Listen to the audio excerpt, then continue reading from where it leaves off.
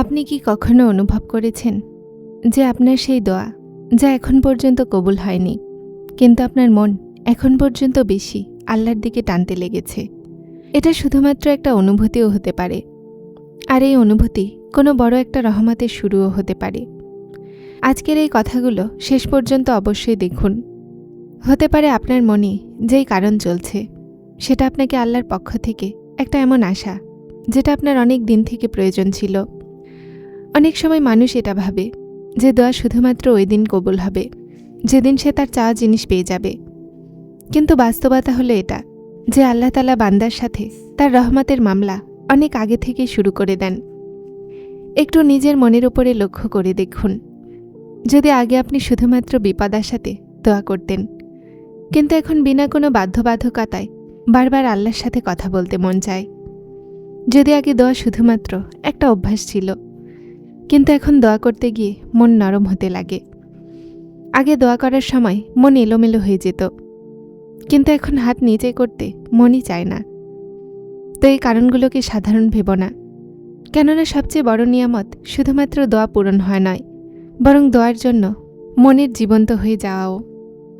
আল্লাহ যেই বান্দার ওপরে রহমত দিতে চান, তার মনে নিজের মাঝে ভালোবাসার সৃষ্টি করে দেন। সেই বান্দা বারবার এই দরজাতে আসে, কেননা সে মনের দুনিয়ার চেয়ে বেশি তার রবের সামনে শান্তি পেতে লাগে। এটা জরুরি নয় যে প্রতিটা রুহানি কৈফিয়ত কোনো বিশেষ ইশারার নামে হবে, কিন্তু একটা কথা অবশ্যই যে যখন বান্দা বারবার আল্লাহর দিকে মনোযোগী হতে লাগে, গুনাহের জন্য মন অস্থির হতে লাগে, আর দোয়া আগের চেয়ে বেশি ইখলাস অনুভব হতে লাগে, তো এটা অনেক বড় নিয়ামত যেটাতে শুকরিয়া আদায় করা উচিত। হয়তো আপনিও অনুভব করেছেন আপনি কোনো কাজে ব্যস্ত আছেন, কিন্তু হঠাৎ মনে দোয়া চলে আসে। কোনো পুরনো দোয়া যখন হঠাৎ মনে এসে যায়, রাতে শোয়ার আগে বিনা কারণেই হাত উঠে যায়, আর কখনো এমনও হয় যে চোখে অশ্রু এসে যায়, যদিও জবানে কথাও পুরোপুরি আসে না। এই কারণ মানুষ নিজে তার মাঝে তৈরি করে না। মনকে ঘুরানেওয়ালা শুধুমাত্র আল্লাহ। যখন তিনি চান তো বান্দার মনে তার দিকে ঝুঁকে যাওয়ার এমন কৈফিয়ত তৈরি করেন। মনে রাখুন, প্রতিটা দোয়ার জলদি কবুল হয়ে যাওয়ায় আল্লাহর রহমতের আলামত নয়। কখনো আল্লাহ তার বান্দাকে অপেক্ষার মাধ্যমে তার বেশি নিকটবর্তী করে নেন, আর এই দয়া অনেক সময় চাওয়া জিনিসের চেয়ে বেশি মূল্যবান হয়। এজন্য যদি আজ আপনি অনুভব করছেন যে আপনার দোয়াগুলো পূরণ হয়নি, কিন্তু আপনার মন আগের চেয়ে বেশি আল্লাহর সামনে ঝুঁকতে লেগেছে, তো হতাশাকে নিজের মনের মধ্যে জায়গা দিন না। হতে পারে আল্লাহ আপনার রূহকে ওই নিয়ামতের জন্য তৈরি করছেন, যেটা সময় আসা এখনও বাকি আছে। এজন্য নিজের রবের সাথে সম্পর্ককে মজবুত রাখুন, দোয়াকে ছাড়বেন না, আর আশার হাত কখনোই ছাড়বেন না। কেননা অনেক সময় কবুলিয়তের প্রথম সূচনা আসমান থেকে নয়, মানুষের নিজের মন থেকে শুনতে পাওয়া শুরু হয়ে যায়। যদি আপনি এটা ভাবেন যে দোয়ার কবুলিয়ত শুধুমাত্র ওই সময় শুরু হয় যখন আপনার চাওয়া জিনিস আপনার সামনে এসে যায়, তো হয়তো আপনি আল্লাহর সবচেয়ে সুন্দর পর্যায়ের ওপরে এখনও লক্ষ্য করেননি। কেননা কখনো কখনো কবুলিয়তের সফর নিয়ামত পাওয়ার আগে মনের কারণ বদলানোর মাধ্যমে শুরু হয়। একটু আপনার জীবনকে দেখুন। আগে যে জিনিসগুলো ছাড়া আপনি নিজেকে অসম্পূর্ণ ভাবতেন, এখন সেটার অস্থিরতা আর তেমন নেই। অথবা আগে সব মুহূর্তে এটাই ভাবতেন যে আমার দোয়া কখন কবুল হবে, কিন্তু এখন মনে একটা আজব শান্তি আসতে লেগেছে। এই শান্তি সবসময় পরিস্থিতির বদলানোতে আসে না, কখনো এই শান্তি এজন্য আসে যে আল্লাহ বান্দার মনে তার ভরসা মজবুত করে দেন। যখন বান্দা তার রবের বিশ্বাসে আগাতে লাগে, তো আগের মতো অপেক্ষা আর বোঝা মনে হয় না। তিনি জানেন যে আমার রব আমার নিয়ামতগুলোকেও জানেন, আমার ব্যর্থতাকেও জানেন, আর আমার জন্য যেই সিদ্ধান্তই আল্লাহ করবেন সেটাতে আমার দুনিয়া আর আখিরাতের ভালো হবে। এই কারণ খুবই দামি, কেননা মানুষ তার শক্তিতে সবর পয়দা করতে পারবে না। সবরও আল্লাহর দান।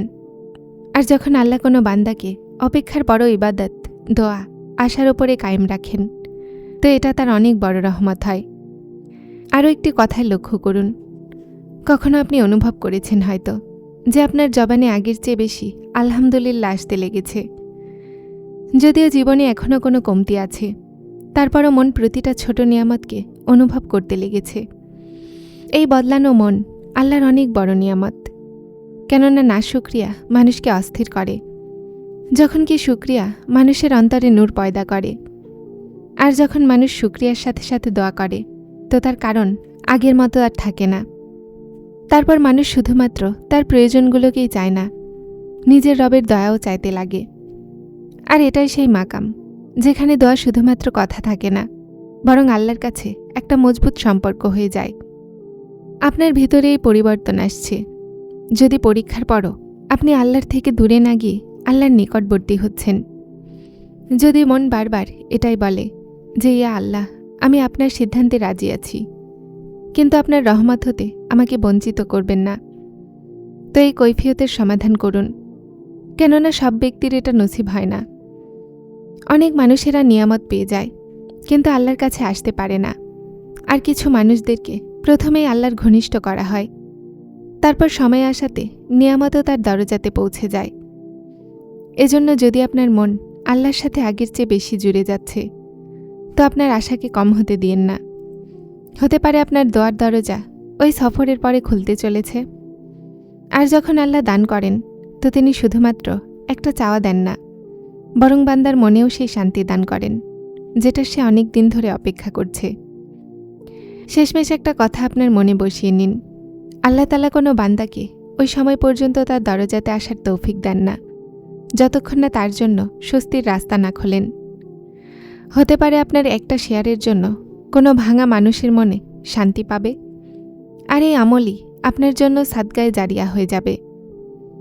আল্লাহ তাআলা আমাদের সবার জায়েজ দোয়াকে কবুল করুন, আমাদের মনকে তার জিকিরে সজীব রাখুন, আর আমাদেরকে কখনো তার রহমত হতে হতাশা না হতে দিন। যারা চ্যানেলটিতে নতুন এসেছেন তারা হেদায়েত চ্যানেলটিকে সাবস্ক্রাইব করে আমার সাথে থাকুন এবং অবশ্যই ভিডিওগুলোকে লাইক শেয়ার করবেন। আসসালামু আলাইকুম।